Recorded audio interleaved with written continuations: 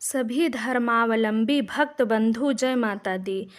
आज मैं आप लोगों को एक खास विषय के बारे में बताने जा रही हूँ, जिसके बिना नवरात्रि का 9 दिन का व्रत अधूरा माना जाता है, जिसे कन्या भोज या कन्या पूजन के नाम से जाना जाता है।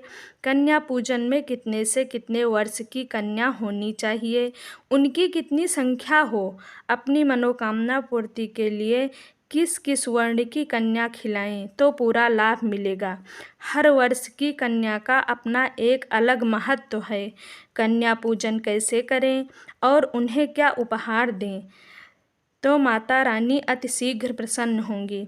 इन सभी जानकारी के लिए वीडियो के अंत तक आप अवश्य जुड़े रहिए। और अब तक आपने अगर मेरा चैनल सब्सक्राइब नहीं किया तो सब्सक्राइब अवश्य करें, ताकि ये सभी रोचक जानकारियाँ आप सब तक पहुँचती रहें।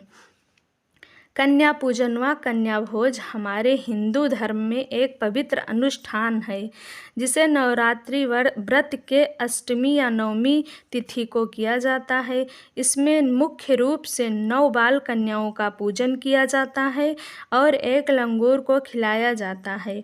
हिंदू दर्शन के अनुसार कन्याओं को सृजन की शक्ति माना जाता है और लंगूर को भैरव का स्वरूप।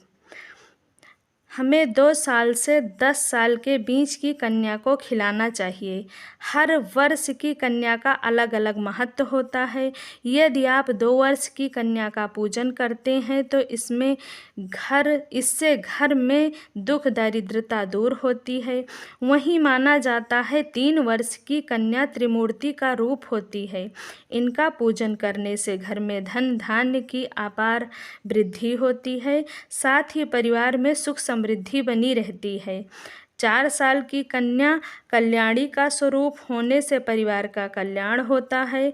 5 वर्ष की कन्या होने से रोहिणी स्वरूप मानी जाती है और परिवार रोग मुक्त रहता है।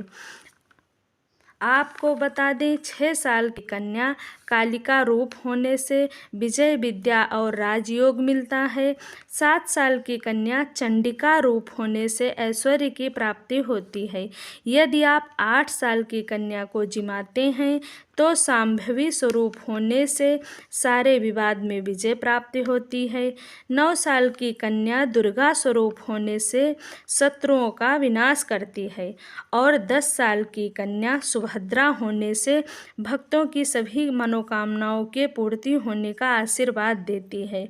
यदि उपासक ज्ञान प्राप्त करने के लिए इच्छुक हैं तो ब्राह्मण की कन्या का पूजन करना चाहिए। यदि शक्ति प्राप्त करने के लिए इच्छुक हैं तो क्षत्रिय बालिका का पूजन करें।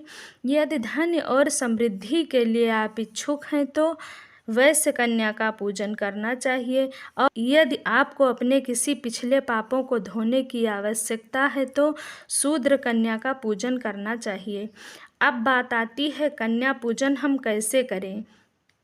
कन्याओं को सर्वप्रथम हम एक दिन पहले सादर आमंत्रित करें। कन्याओं के घर आने पर उनका किसी पात्र में दूध या जल से पैर धुलें। फिर उनको किसी साफ स्वच्छ आसन पर बिठाएं। हल्दी चावल कुमकुम का टीका लगाएं। उनको फिर सामर्थ्य अनुसार चुनरी ओढ़ाएं या उनके हाथ पर मौली बांध दें। कन्या भोजन के समय कन्याओं का मुख पूर्व दिशा में होना चाहिए। फिर उनको खीर, पूड़ी, सब्जी, हलवा और चना परोसें। भोजन करने के उपरांत कन्याओं को फल, अनाज, मिठाई, रिबन, चॉकलेट आदि गिफ्ट करें। यदि आपकी सामर्थ्य ना हो तो आप एक वस्तु ही दान कर सकते हैं। कन्याओं को अपने घर के बाहर तक विदा करने अवश्य जाएं और उनका पैर छूकर आशीर्वाद लें। कन्या पूजन में यह गलतियां कभी ना करें। भोजन में लहसुन प्याज का प्रयोग ना करें। कन्याओं को भोजन कराने से पहले आप अपनी रसोई जूठी ना करें। कन्या पूजन में भेदभाव कभी ना करें। और सबसे अहम बात यह है, कन्याओं का पैर छूते समय उनसे अपने पीठ पर अक्षत में हल्दी मिलाकर अक्षत के दाने अवश्य डलवाएं। उम्मीद करती हूँ आप लोगों तक सभी जानकारियाँ पहुँच गई होंगी। धन्यवाद। आप लोग कमेंट बॉक्स में जय माता दी अवश्य लिखें। जय माता दी।